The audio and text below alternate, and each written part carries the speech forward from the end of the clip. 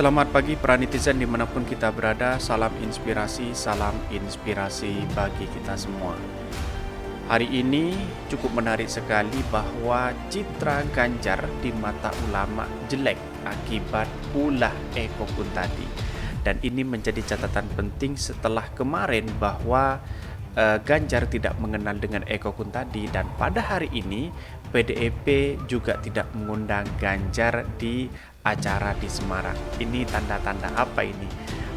Ada tanda-tanda karma atau apa? Dan bahkan para netizen di di Twitter sangat ramai sekali. Bahkan dia mengatakan seperti ini. Henry Satrio ini sebagai seorang pengamat politik yang lagi tren hari ini, dia men-tweet begini: jika struktur partai satu langkah untuk Puan, akankah Ganjar maju lewat partai lain? Kalau Ganjar berani maju dari partai lain, wah sangat mungkin ada kekuatan besar yang menjadi backing politik Ganjar. Mesin partai politik dinilai gerak untuk Puan Maharani. Dan bahkan komentar-komentar seperti ini. Ini aja untuk 2024 pemimpin yang jelas, cerdas, dan tegas. Hehehe, dengan bekal cap sebagai pengamat tapi terus memprovokasi pihak lain dengan satu tujuan agar Anies maju dan menang. Begitulah. Politik identitas mulai bergerak, rumah ibadah sudah mulai dipakai sebagai sarana politik seperti Pilkada DKI Jakarta kemarin. Siapa yang nggak tahu ketua majelis siapa? Bohir mulai bergeser. Tapi di sini banyak yang masih men-tweet, Ganjar buat ngabisin tiket capres aja untuk mendongkel Anies. Kalau last minute Nasdem menarik diri, selesai. Ganjar kan pengecut, berani nyapres tapi kagak ngakui tim sesnya dan kagak berani keluar partai prediksi akhir. Semua cuma dagelan memecah konsentrasi pemilih, ujungnya gabung lagi. Jadi artinya begini, kalau kita melihat dari beberapa apa yang disampaikan oleh beberapa netizen, baik yang pro atau yang kontra terhadap Anies Baswedan, terhadap Ganjar, maka ini hal yang biasa menurut saya. Tetapi keputusan partai itu adalah menjadi utama. Seperti PDIP, kalau ingin keluar dari PDIP, maka yang jelas elektabilitas Ganjar maka semakin turun karena dianggap sebagai seorang yang tidak patuh terhadap partai begitu. Dan bahkan ramai sekali dalam catatan Ganjar hari ini begitu, setelah dicidrai oleh Eko Kuntadi dan sekarang sudah tidak diundang lagi oleh Puan di acara Semarang. Dan ini menandakan bahwa seakan-akan Ganjar tidak lagi mempunyai tiket capres di 2024. Dan bahkan komentar beritanya seperti ini begitu. Citra Ganjar di mata ulama jelek akibat Eko Kuntadi. Citra Gubernur Jawa Tengah Ganjar Pranowo diyakini telah tercorek gara-gara ulah mantan Ketua Umum Ketum relawan Ganjaris Eko Kuntadi yang menghina Ustazah Pondok Pesantren Lirboyo, Imas Fatimatuz Zahra atau Ning Imas.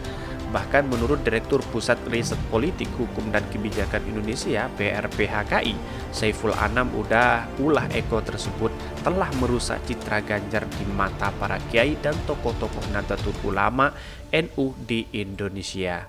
Nah, ini menjadi catatan penting ketika kemarin Ganjar dicidrai oleh Eko Kuntadi, maka elektabilitas dan popularitas dan bahkan orang-orang yang suka dengan Ganjar itu mulai berbalik badan. Karena apa? Karena yang dimainkan pertama, dia tidak mengakui Eko Kuntadi sebagai relawan Ganjaris. Dia tidak tahu menau, dia hanya sebatas kenal. Padahal dalam catatan jejak digitalnya, Dene Siregar, Eko Kuntadi dan Pak Ganjar itu pernah satu forum dan bahkan berkali-kali begitu. Dan tidak hanya itu, Dene Siregar dan Ganjar itu pernah nonton bareng begitu. Dan inilah yang kemudian menjadi catatan ke Pak Ganjar, semua yang dilakukan seakan-akan ada pembohongan publik di balik semua itu begitu. Analisis mengatakan bahwa kalau ini benar-benar terjadi, Ganjar ingin maju di Pilpres 2024, maka lebih baik dia keluar dari partai PDIP dari sekarang. Karena apa? Kalau dia nanti keluar pas detik-detik pemilihan calon presiden di 2024, maka Ganjar akan boleh habis-habisan begitu.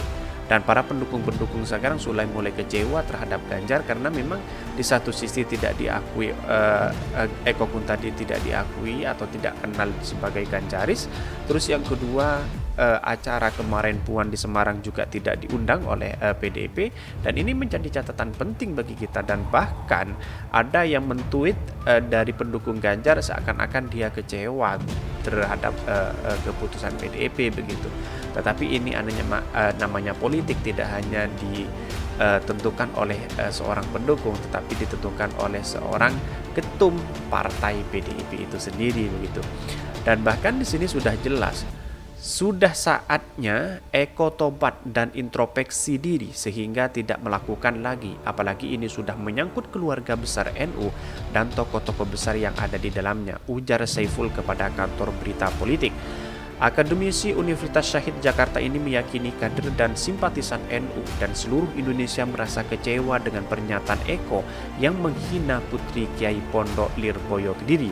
Apalagi kata-kata yang bersangkutan seringkali menyinggung umat Islam yang sebagian besar merupakan agama yang dianut oleh rakyat Indonesia, kata Saiful.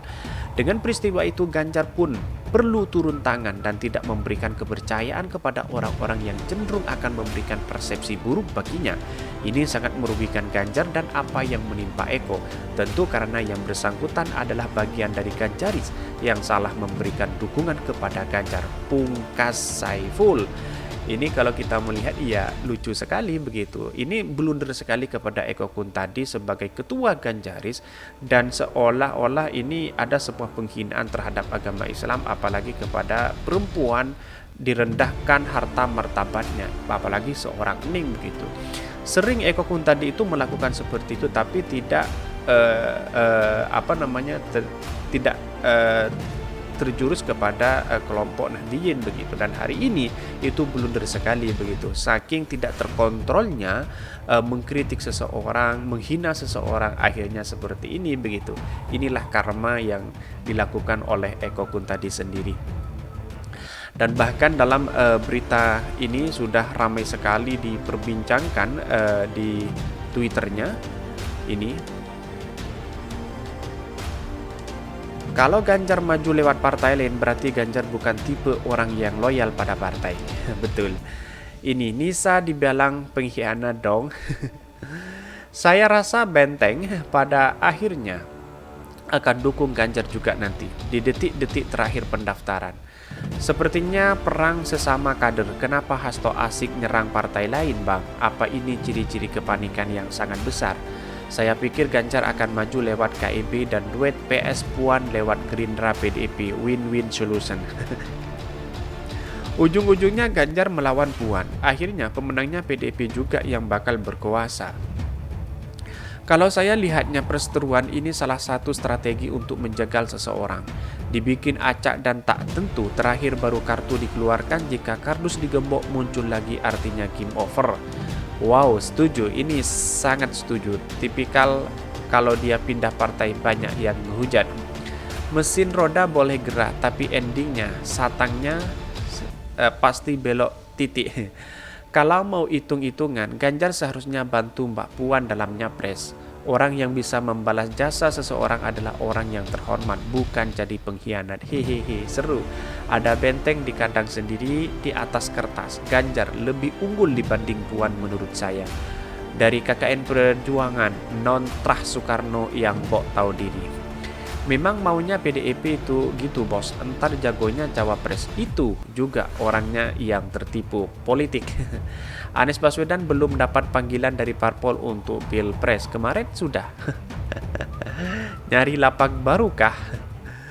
Terus kemudian bersabarlah bergerak kalian partai yang tidak setia jadi rewan.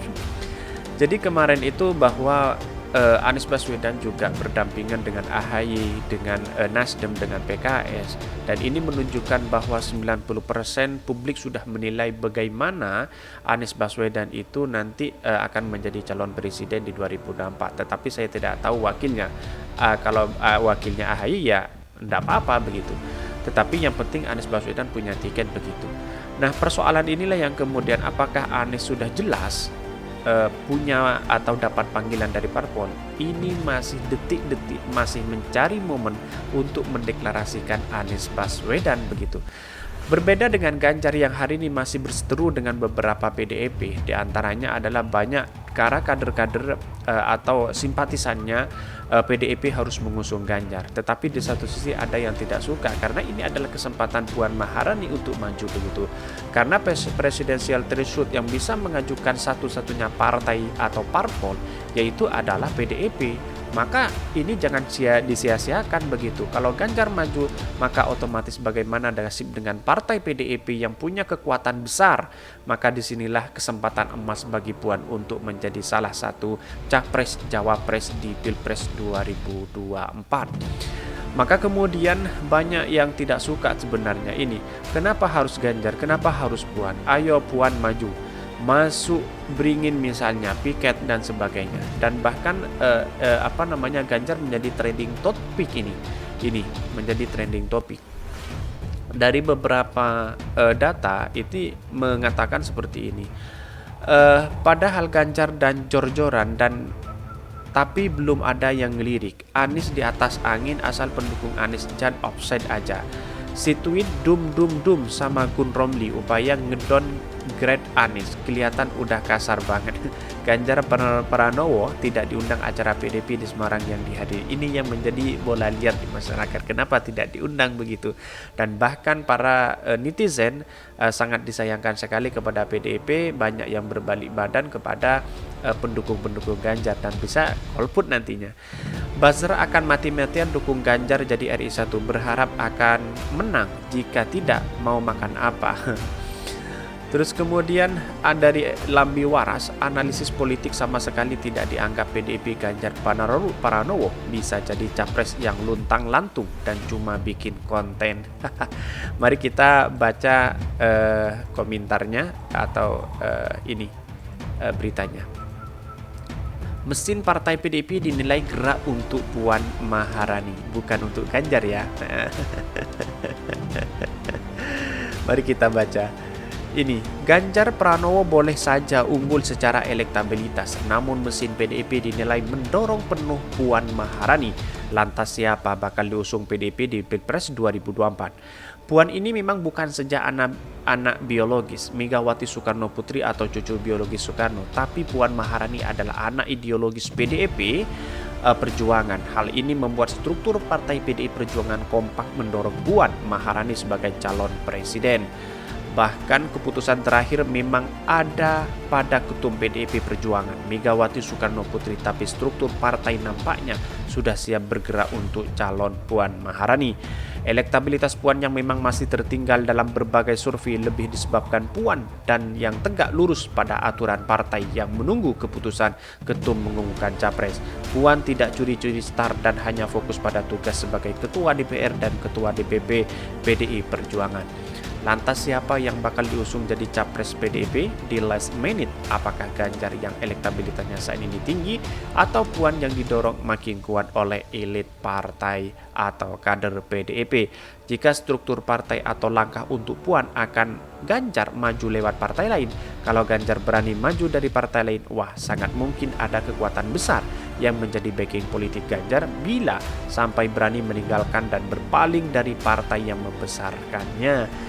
Jadi saya menganalisa begini, sah-sah saja sebenarnya Ganjar itu keluar dari PDIP karena ingin pertama, sangat disayangkan juga elektabilitas seperti partai Pak Ganjar itu tinggi luar biasa begitu. Sangat disayangkan, ini menjadi kesempatan emas. Belum tentu tahun 2030 nanti pemilihan kedua calon presiden, belum tentu Pak Ganjar ini punya elektabilitas setinggi ini begitu. Ini dipertimbangkan juga pada Ganjar begitu. Apa dampaknya, apa dampak positif dan negatifnya. Tentu kalau keluar banyak yang menghujat, tetapi penghujatan itu hanya bersifat sementara begitu. Kalau memang itu gabung dengan KIB, saya rasa sangat alangkah baiknya, dan ini adalah salah satu calon presiden di 2024. Itu sangat menarik sekali dan bahkan menjadi kekuatan besar. Anies Baswedan lawan Ganjar, Ganjar lawan Prabowo, Prabowo lawan Puan, dan ini pengusung 4 calon inilah yang merupakan penentu Pilpres di 2024. Dan bahkan banyak catatan penting dari beberapa pengamat bahwa kalau ini diduetkan maka yang jelas head to head inilah yang kemudian menentukan siapa menjadi calon presiden. Dan bahkan kalau Ganjar masuk ke situ, kekuatan besar saingan dari Puan, Anies, terus kemudian Prabowo semakin juga bersaing di dalam dunia ranah demokrasi di 2024 itu. Perlu digarisbawahi, analisis kami adalah analisis menggunakan data dari beberapa media, dan bahwa saya yakinnya Pak Ganjar kalau keluar dari PDIP, saya yakin banyak yang mendukung, dan bahkan Ganjaris dan bahkan relawan-relawan Ganjar juga banyak untuk mendukung Pak Ganjar itu sendiri. Kalau memang ini diprioritaskan untuk Puan, maka otomatis kesempatan ini sudah tidak disia-siakan lagi oleh seorang Puan Maharani begitu, dan sangat cerdas sekali. Dan mungkin itu yang kami sampaikan. Tonton terus channel Hodari Podcast Rakyat ini karena ada berita-berita menarik dan viral setiap harinya. Salam para netizen, salam inspirasi bagi kita semua. Jangan lupa di subscribe channel YouTube Hodari Podcast Rakyat ini. Jangan lupa di share sebanyak-banyaknya.